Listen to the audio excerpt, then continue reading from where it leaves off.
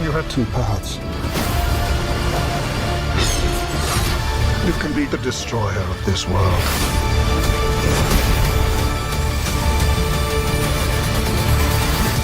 Or you can be its savior.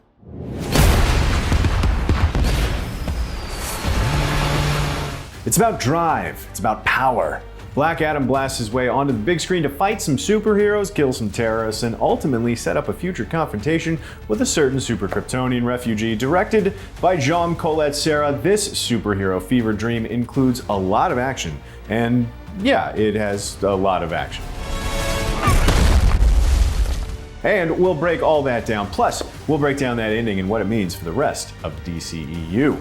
But before we get into all of that, I have to warn you, we are about to spoil this entire movie. So if you haven't seen it yet, or you just don't want to know now, would be the time to face punch your way on out of here while we get into it.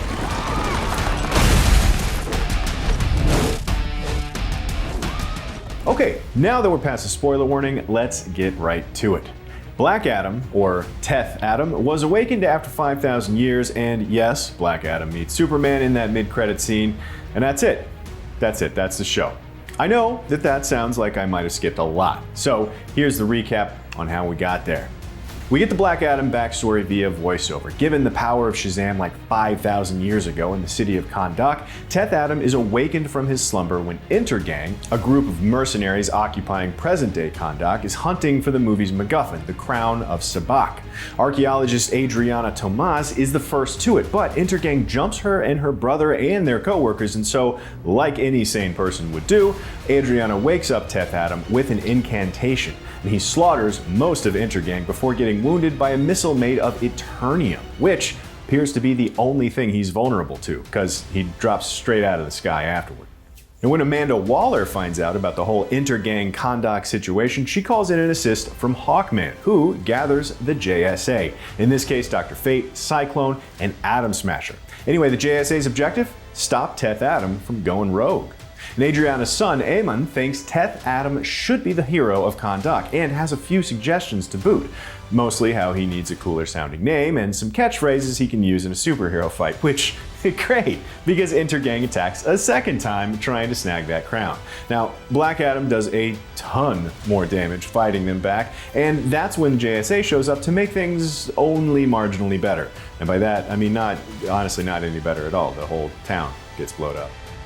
Now, when there's finally a break in the fighting, the JSA explains that teth-adam lost control of his immense power, destroying most of Kahndaq thousands of years ago, contrary to the legends that the people of Kahndaq have always believed. So, Adriana and the JSA team up to basically convince Black Adam to be a hero and not a villain. Meanwhile, Ishmael, one of Adriana's crew she thought was dead, turns out he's the leader of Intergang and is actually the distant descendant of the tyrannical Kahndaq king Harcourt, intent on claiming what he says is his rightful throne.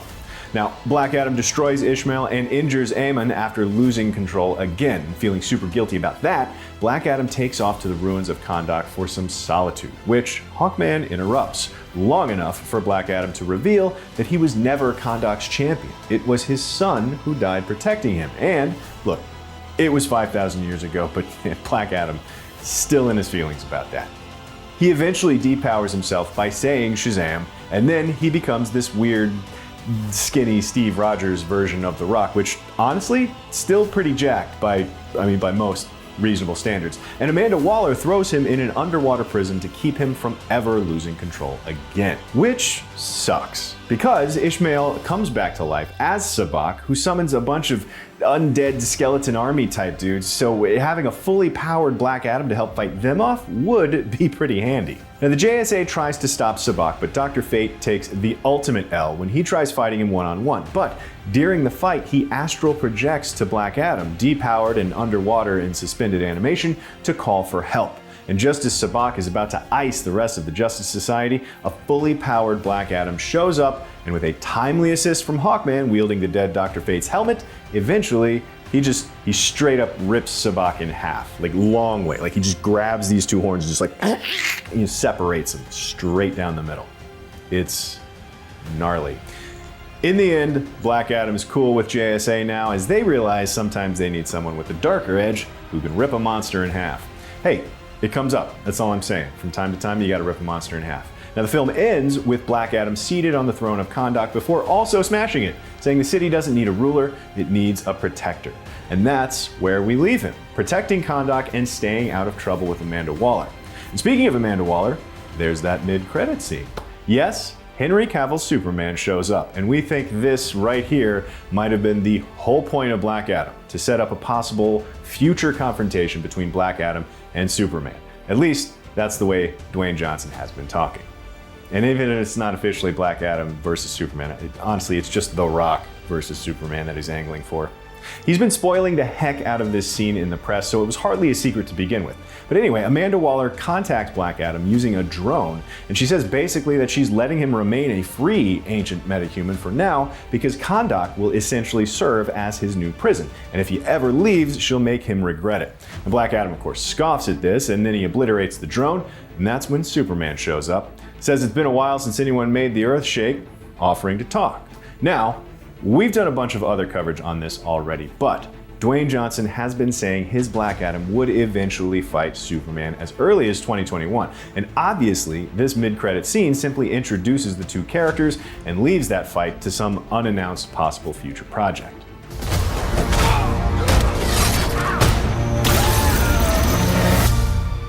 And of course, now it's time for the Easter eggs we found in this non-stop face-punching superhero movie. But the ones we found kind of give an idea of how Black Adam fits into the larger DCEU. Okay, you got the big one, Henry Cavill's Superman.